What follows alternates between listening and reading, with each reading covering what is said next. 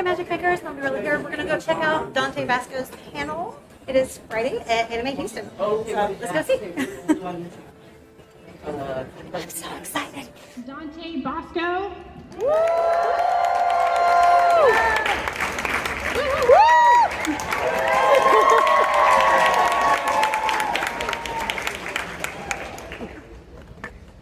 Microphone check 1, 2. How you guys doing?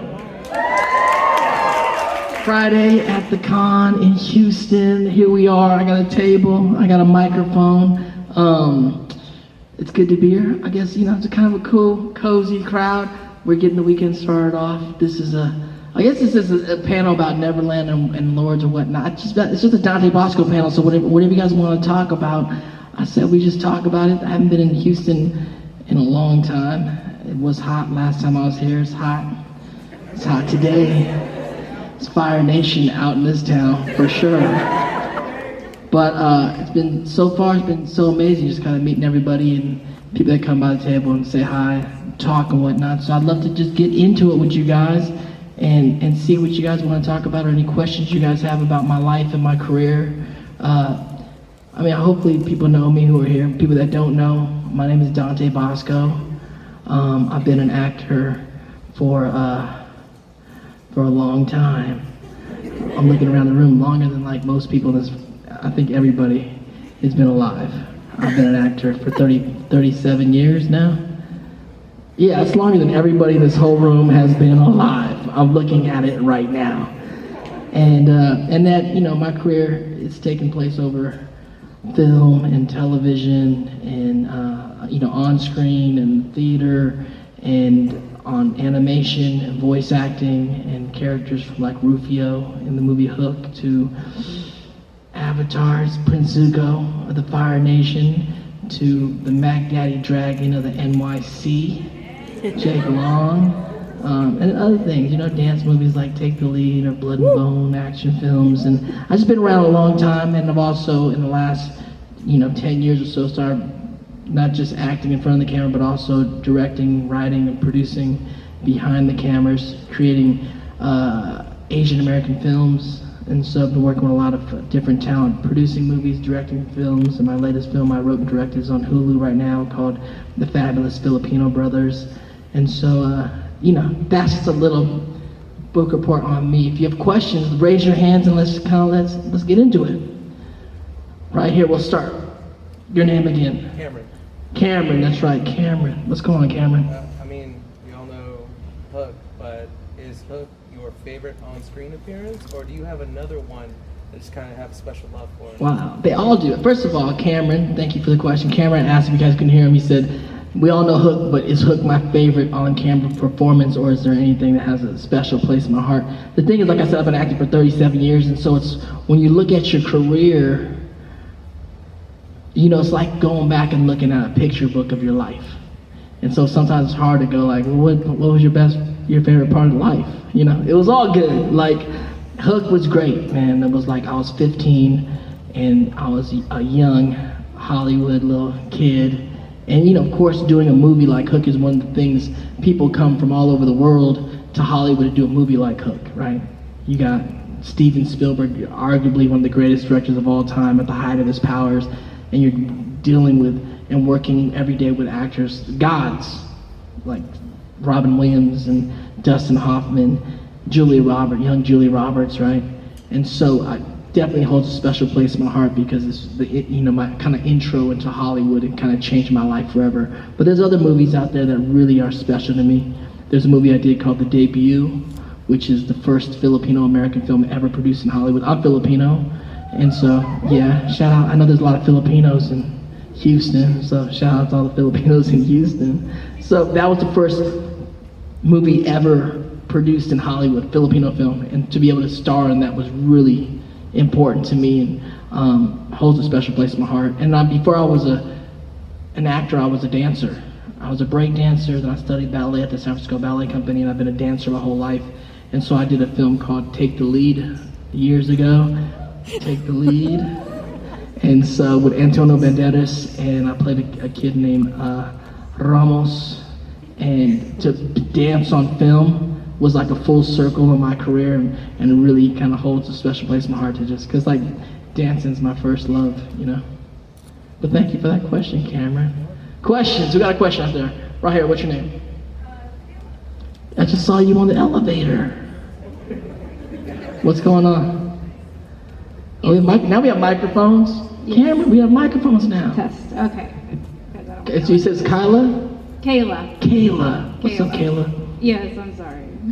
My name doesn't translate well. So, what genre do you enjoy writing and filming? Writing, I started my whole life as a writer, as a poet. So I think my favorite thing is writing poetry. Ultimately, poetry turned into writing plays. I started writing plays, and then plays started turning into screenplays and a novel. Well, not a novel, but a memoir. And there's other things I write in that way. But as far as genres, everything I write is kind of like, I'm one of those kind of autobiographical writers. Like, all the poems I write, all the films I write, they're not necessarily like 100% true. It's not like an autobiographical situation, but they're all true. They all refer to moments in my life or stories I've been a part of or heard, and so I guess the genre is autobiographical to a degree. It's not all true. If you watch my movies and hear my poems, but some of it's true. It's true somewhere in my life. And the people that know me know what I'm kind of stealing from, for sure. So more like historical, more like Like realistic fiction. It's all fake, but it's all true. Based on Somewhere. Thank you. Questions. Right here. What's your name? My name is Gustavo. What's up, Gustavo? I see that Astros jersey. I see a lot of Astros. We in Houston, I see a lot of Astros jersey, but I'm from LA. So I'm a Dodgers fan. And I know, and you know, Gustavo, what happened. And we can talk about it later on. We can forgive and forget, but we can talk about it. Go ahead, Gustavo, just teasing. We want to play it square, right? Yeah, we don't know. At this point, we don't know. At this point, we don't know 100%. Go ahead. So like with Hook, like how was the auditions like in doing with Hook? Like what's the most difficult part in the audition for you? Gustavo, Hook is a strange one for me because, like I said, I've been an actor for a long time, but Hook, it was like an audition I never had before because I only auditioned for the movie one time, and then they gave me the role.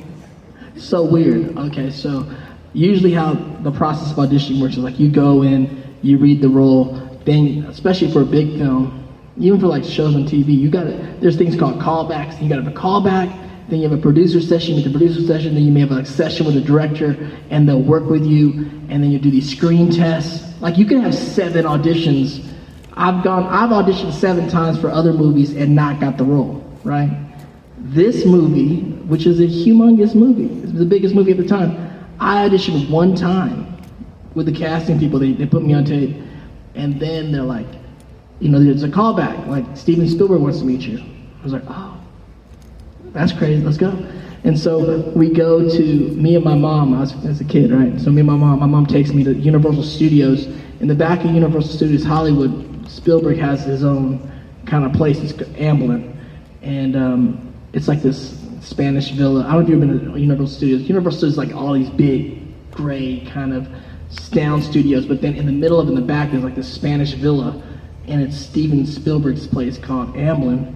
I didn't know until later on, until I went to his house, that it matches his house. Crazy, right? But this is the folklore of back in the day. I don't know what it is with today's kid actor, but when I was a kid actor in the 90s, the folklore, the myth about Steven Spielberg was like, Steven Spielberg got an arcade in his office. And this is like, the movie came out in 91, so this is like 1990, right?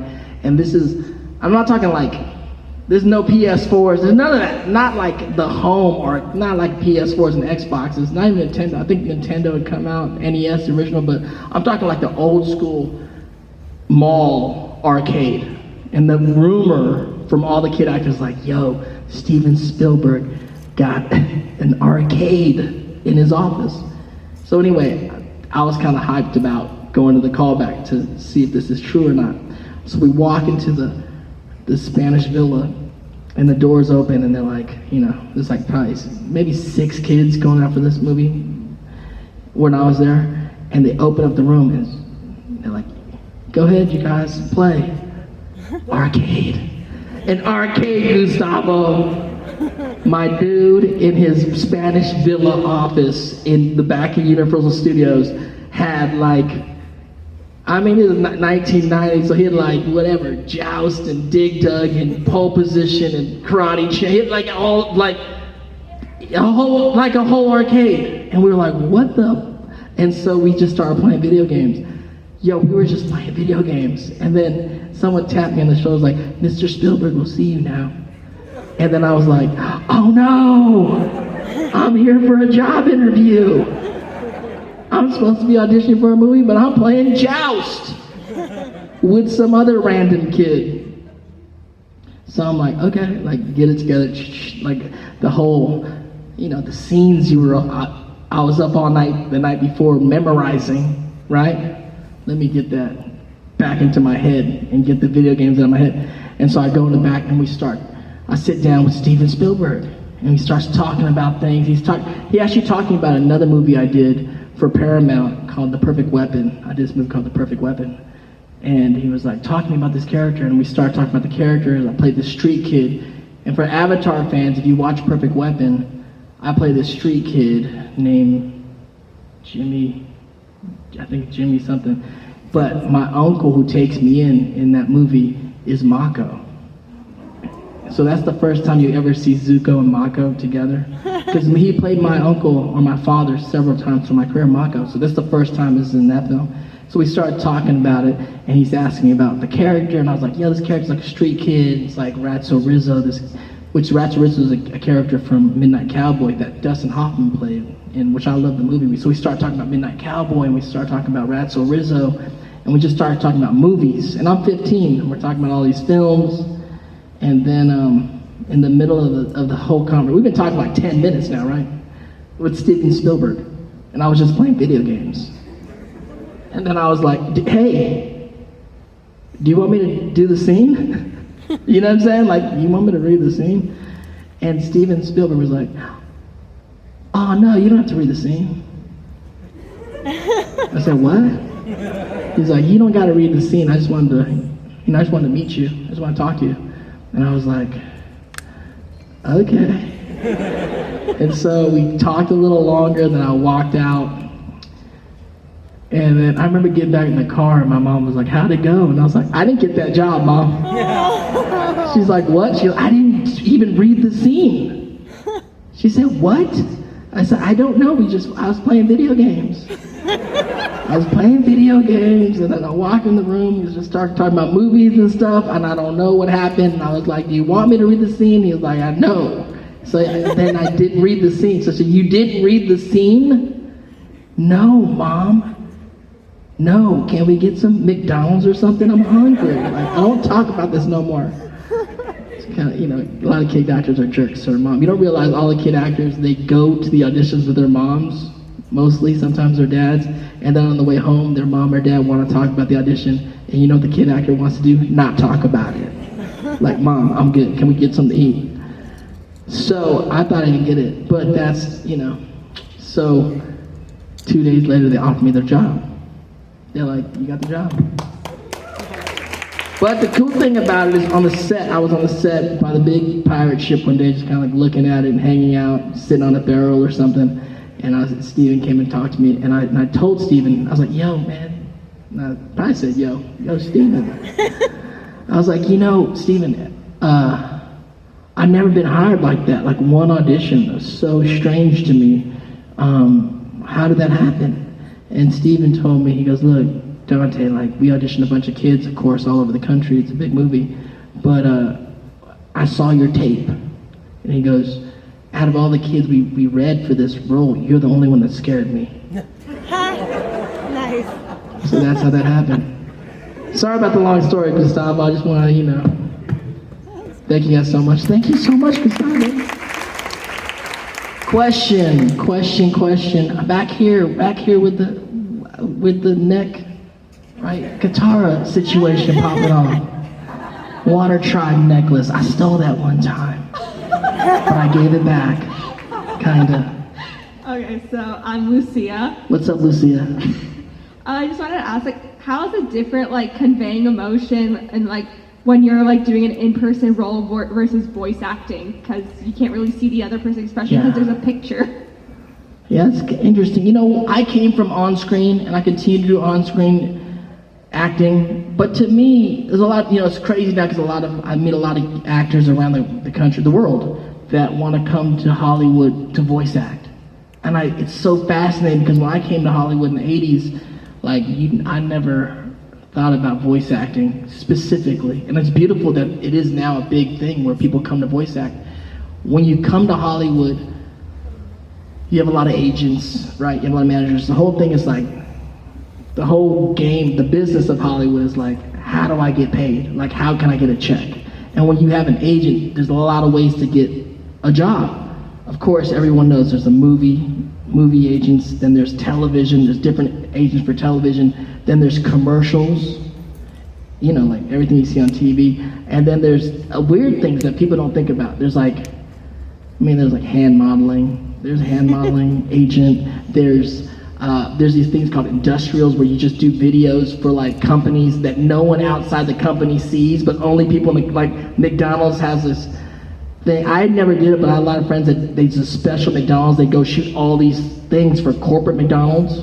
It's a fake McDonald's. It's a real McDonald's in some kind of world. And they shoot all these commercials and stuff that people only within McDonald's gets to see, but no one outside. So there's a lot of ways to catch checks as an actor in Hollywood. And one of the ways for so many years was an agent down the hall that's like, that's your voiceover agent. I'm like, who's that? Like, you know, to do cartoons or to be a voiceover like Jack in the Box, where you're not on screen, you're just being like, the 99-cent menu. It's, you know, same thing. I mean, it's all voice acting. And so that has always been a part of it. But I never learned how to voice act. I've worked with some of the best voice actors in the world, whether it be John DiMaggio, Kevin Michael Richardson, Greg Delisle, these people that do so many great characters. I just come from on screen. So when I'm doing a performance, I'm kind of doing the same performance, whether there's a camera in the room or if there's a microphone in the room. I'm actually doing the same acting. Does that make sense? I mean, as you work more, now I've worked, 10, 15, 20 years on the mic, you do create other technique and you get technique, but the emotion and the work that you do on the character and how you think about the character and the scene is the same. It's like, what do I want? Who is this person to me? How does it feel? And you're doing the same performance. For me, I'm doing the same performance. I think they all are. I mean, I've been in the room with, Mark Hamill. I'm working like gods, you know what I'm saying? And I'm like sitting in the room like, these guys are friggin' amazing. And they're doing like 3 or 4 different characters in the piece, right? I'm doing like me. I'm like, if I was a firebender and my uncle was with me, this is what I would do. I mean, that's the kind of actor I am. Everyone figures out the way that they do it in their own way. So the unique thing about voice acting is you're not really, it's not, the boundaries of what you look like do not confine the characters you can do as it happens on screen so often. I mean, back in the day and until recently, it's been very rough for people of color, especially trying to define who we are and the mistakes Hollywood we all know has made over the years. In animation, it's beautiful because you can play anything. Everyone can play anything. You could be a bear. We can all be bears or dolphins. And I think that's wonderful. But the other thing that's wonderful about voice acting, like with Zuko, it's like I love the character, the story is amazing. Mike and Brian, the creators, created this incredible story. But also, as the performance goes, you share, as an actor, I share that performance with the animators. So beautiful to work with these amazing animators, and when you watch what they drew, and yeah, they were inspired by your performance, but you share the performance because the moments and what the character looks like and how they're reacting is so much dependent upon what they do also, and maybe they infer it from your voice, but I think when we're acting, we're not thinking about, at least me, I'm not thinking about all this other stuff. I'm just trying to think about like what do I want? Like, who is this person? Like, how does it feel? Like, it just goes back to the basics of acting and just be in the moment. If you could be in the moment, you could tell the scene, you could be a part of the story, and you can help tell the story in a better way. That's all it is. Thank you, Lucia. Questions? In the back, is that Earthbender in the back? Yes, it is. Earth Kingdom in the house. Sorry about that. It's okay. Earth Kingdom are good people. Some of y'all are crazy, but it's okay. Yeah. What's your name? Mora. What's up, Mora? So my question for you is, who is your biggest inspiration, either as a writer, as a person, as an actor, if they're all the same? Yeah, I mean, it changes. It goes about, inspirations are like everything.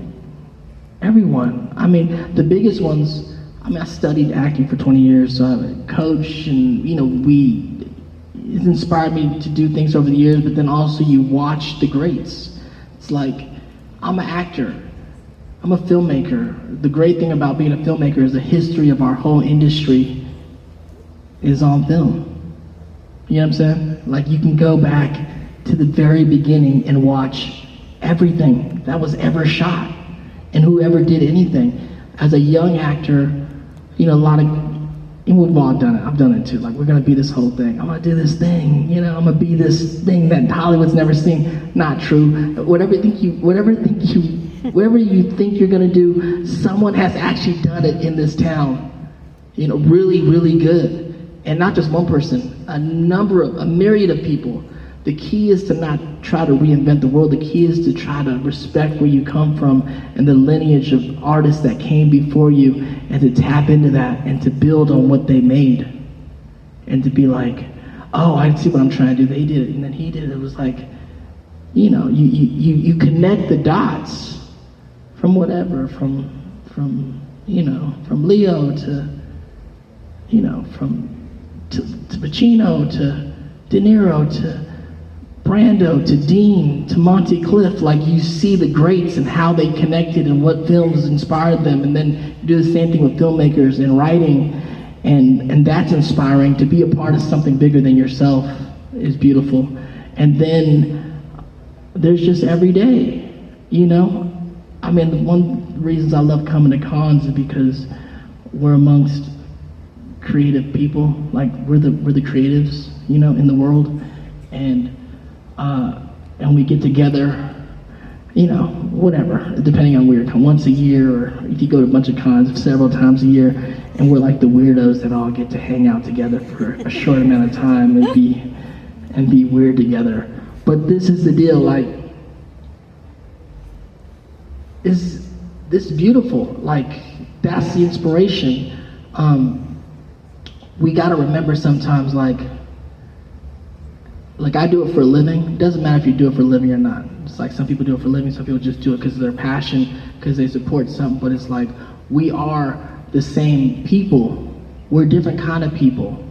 I try to talk to folks and friends that are artists or whatnot, whether they're in Hollywood or we're just in the con scene. Like, people don't understand sometimes. Our family members, our best friends don't understand, like, why you stand up all night for a cosplay, or to write a poem, or why that song or that movie means so much to you. It's just a movie, or why, they don't understand these things that may be life and death to us, which is very, I don't know, it has no meaning to them. And I try to remind them and myself sometimes, like, it's okay, like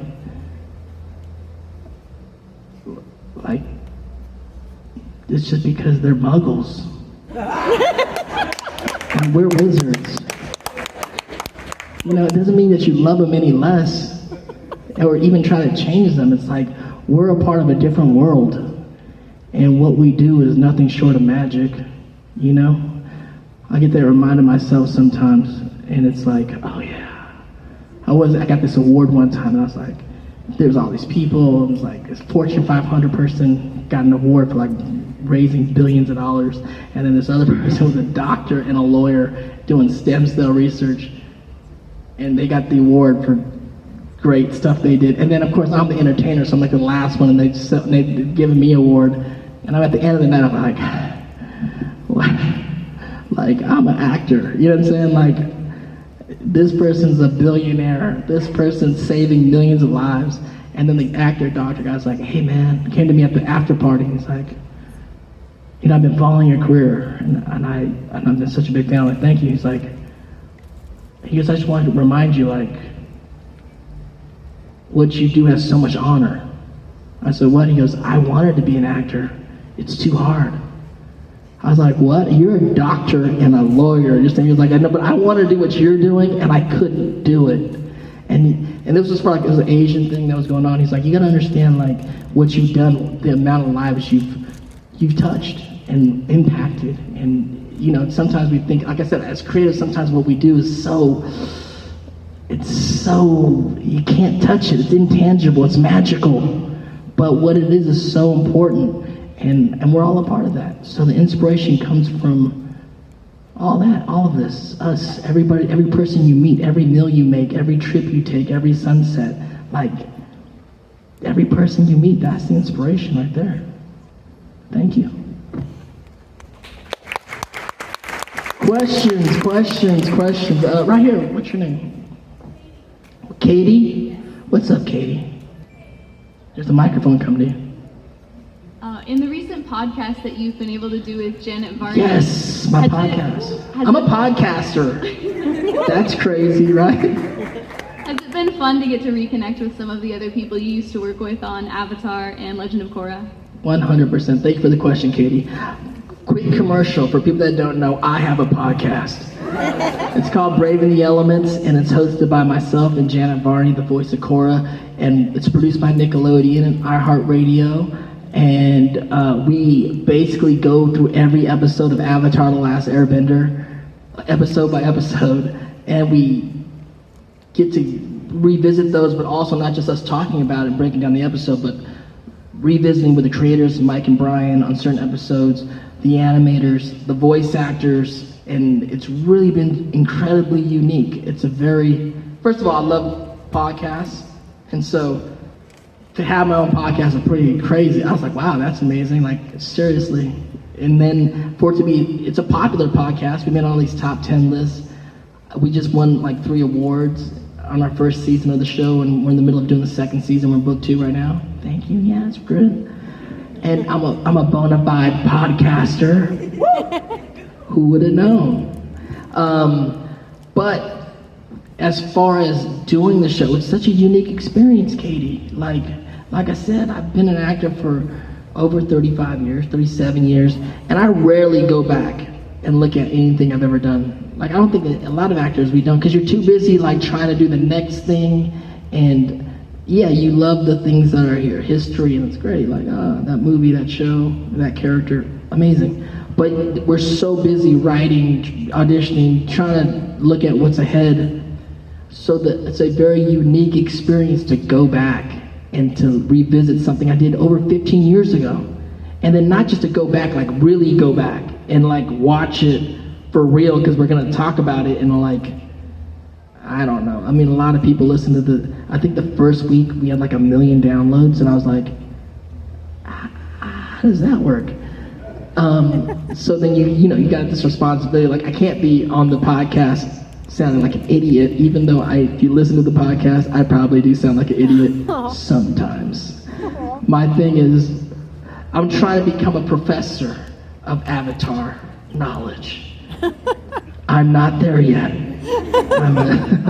But going back is just a unique experience to go in and see something that you were a part of, and you're still a part of, and really get to bask in like how great it is. I mean, this is the thing, like people ask like, how do you do this thing, this character, that character, this movie? Like, we're just storytellers, filmmakers, actors, directors, writers. We're all just storytellers, and we're just, end of the day, you want to be a part of a great story.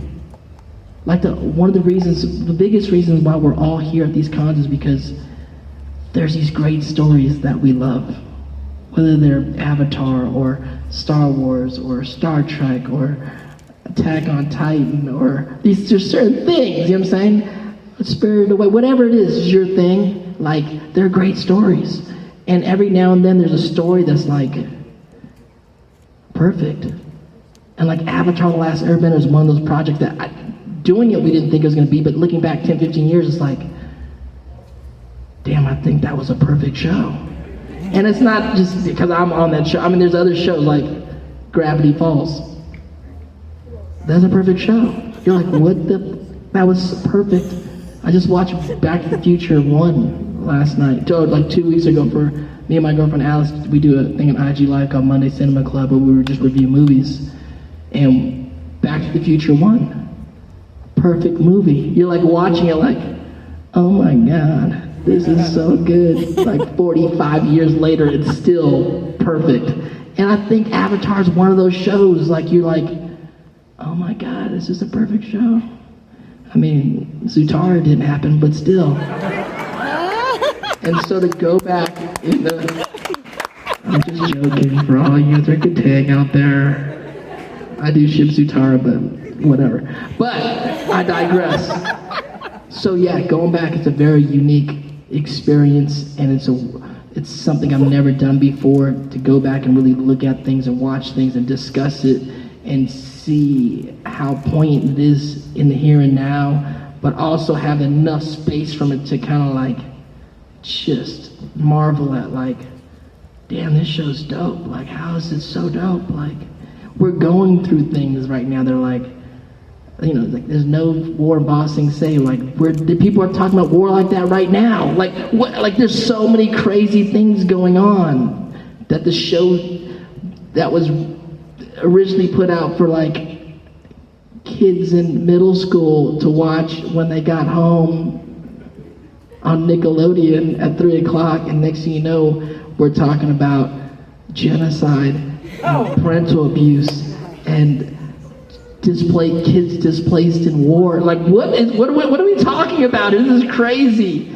So it's really been a beautiful thing. I can't wait to get through the rest of Avatar: The Last Airbender, then move on to Korra, and then hopefully by that time we'll have some movies or something to talk about. We'll see.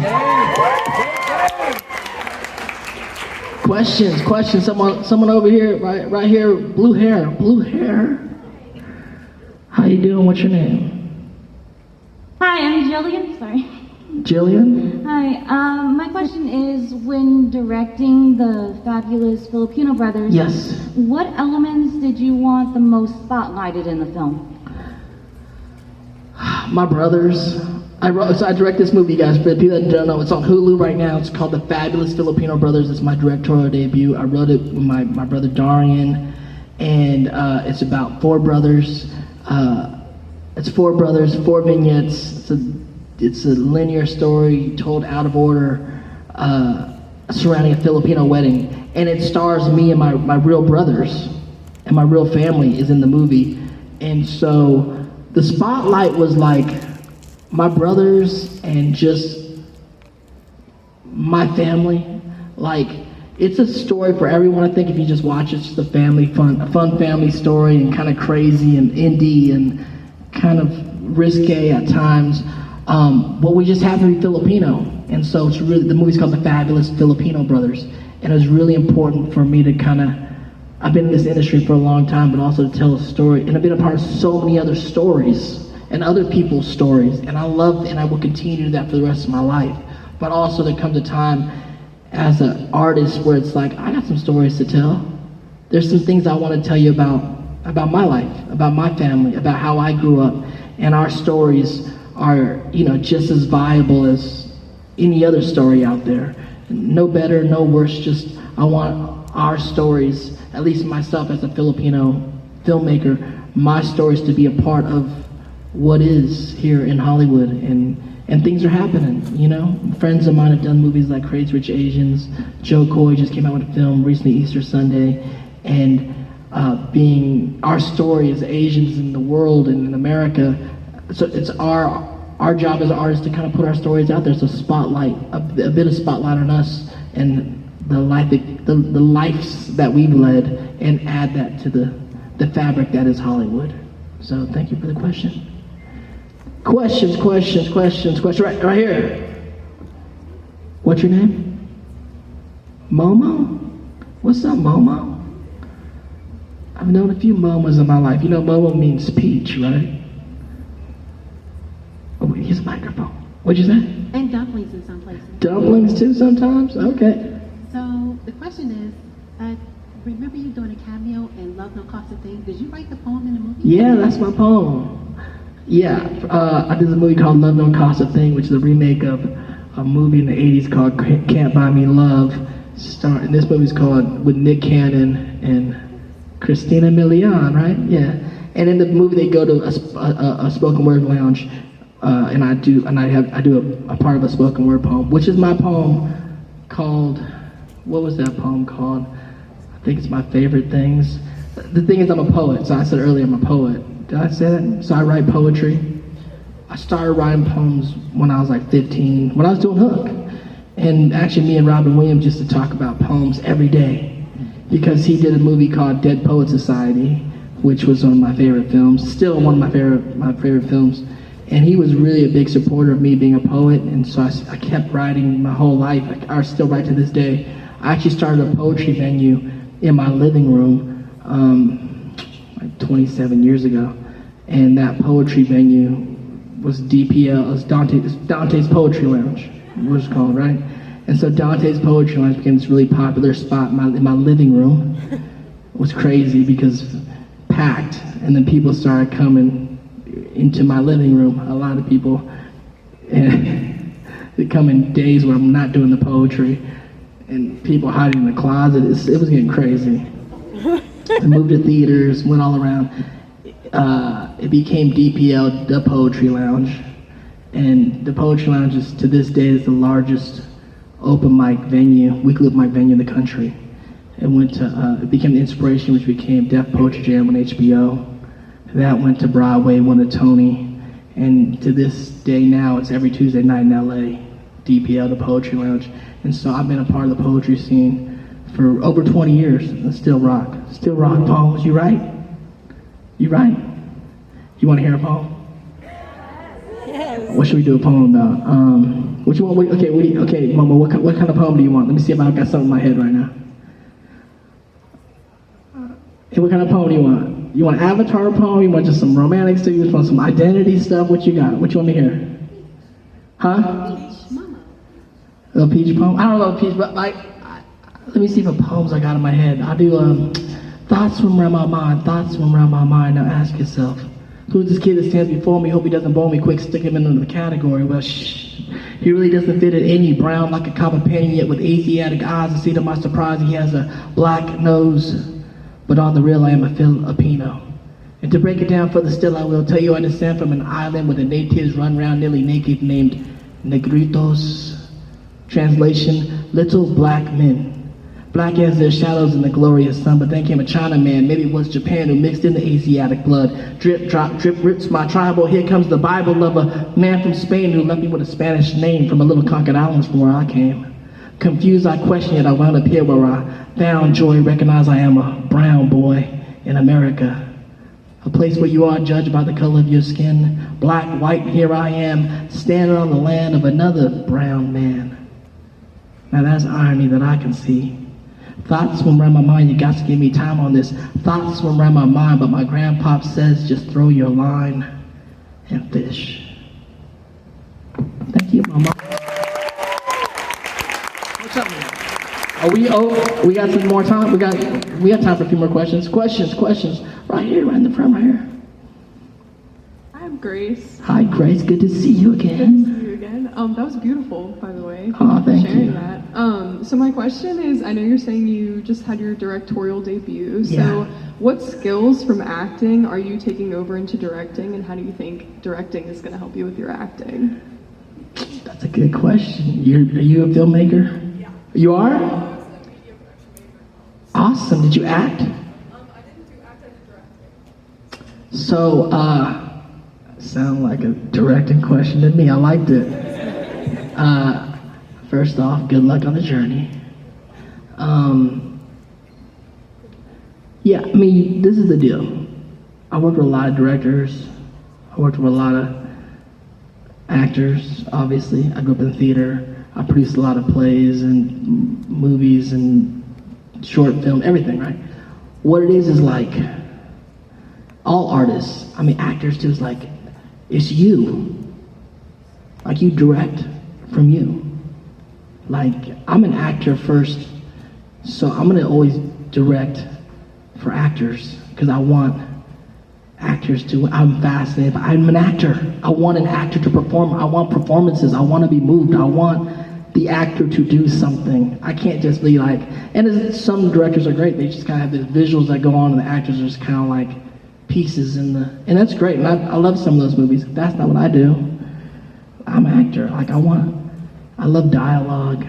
I love to talk about things. I love to pontificate about life. I want my philosophy of life to come through the movies I'm making, the conversations that we're having. It's you. You're an artist. It's you. So it's like, yeah, you're gonna learn things. There's like, you get a good team. You get a DP that, get a production. A DP is a director of photography. You get the right camera person that's gonna help the vision you want. You get the right production designer, who's gonna put together the producing what it's gonna look like, your sets and that stuff. You get the good wardrobe designers. There's like, it's a team effort, right? But at the end of the day, it's like you. So when I'm not, is there any actors in here? Actors, right? So when I tell people to act, it's like, okay, I played Zuko. There's gonna be another Zuko. Dev Patel played Zuko. There's gonna be another Zuko being played on the Netflix show.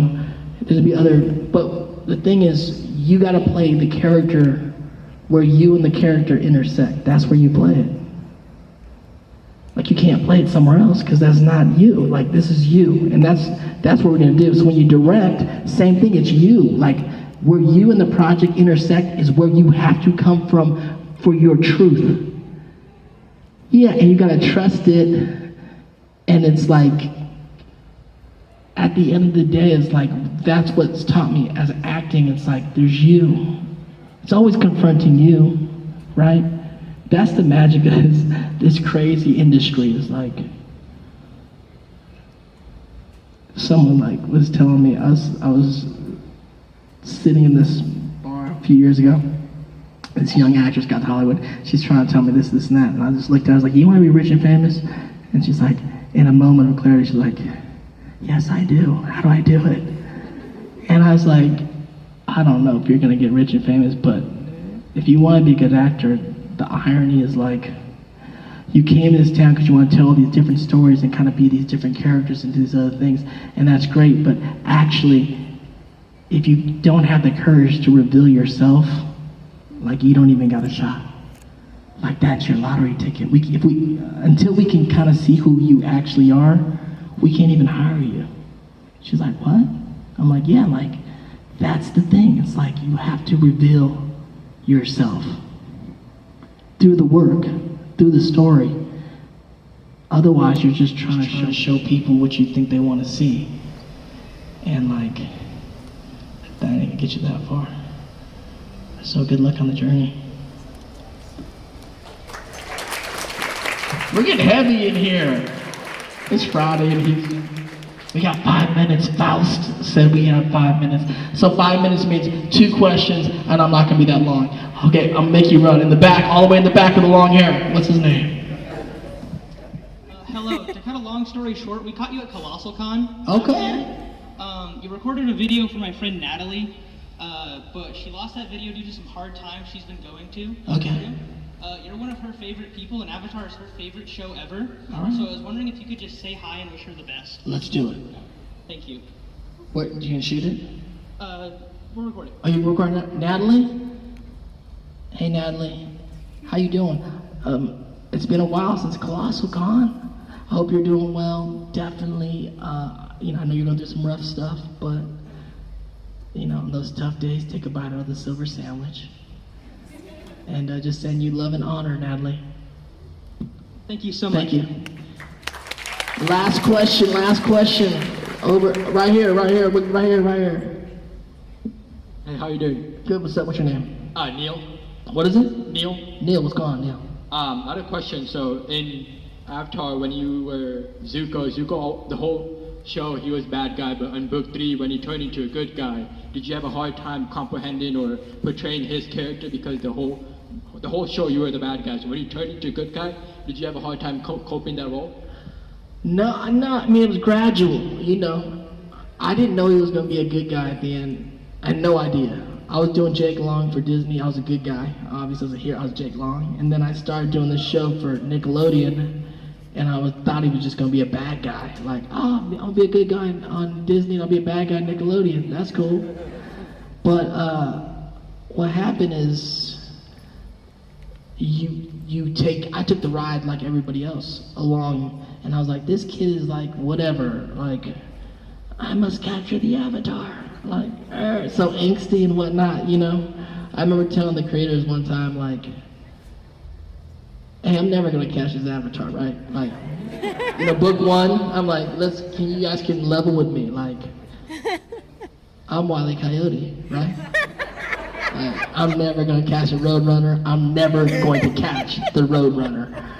And I just thought I was Wile E. Coyote in this world, but what happened was, when I found out how he got that scar, that was like, yo.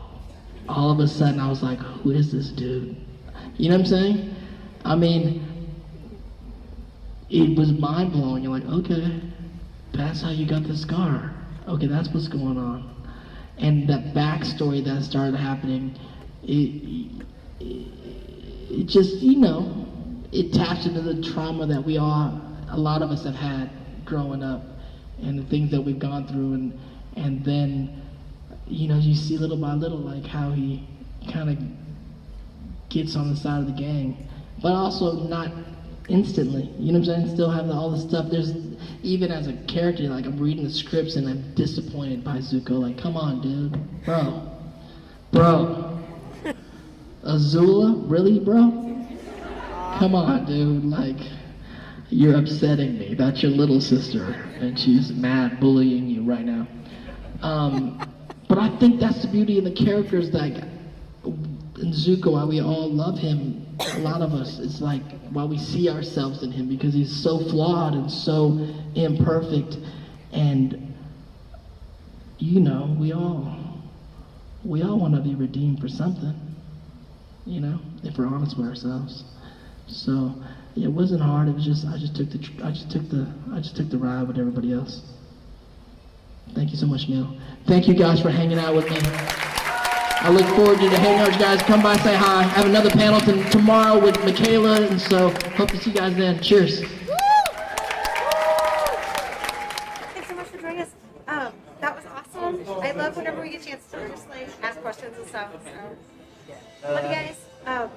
More to come from Anime Houston, so don't miss out on all the new videos coming up. If you haven't had a chance yet, take a second, like, subscribe, ring that notification bell, comment down below, share with a friend. Did you get to come? What was your favorite part? And if you like what I do, I'm going to help you continue doing it. Please check out my social media links down below, my Patreon page, or find me a cup of coffee on PayPal. Love you guys. Remember, let it go and keep moving forward. Have a magical day. Bye.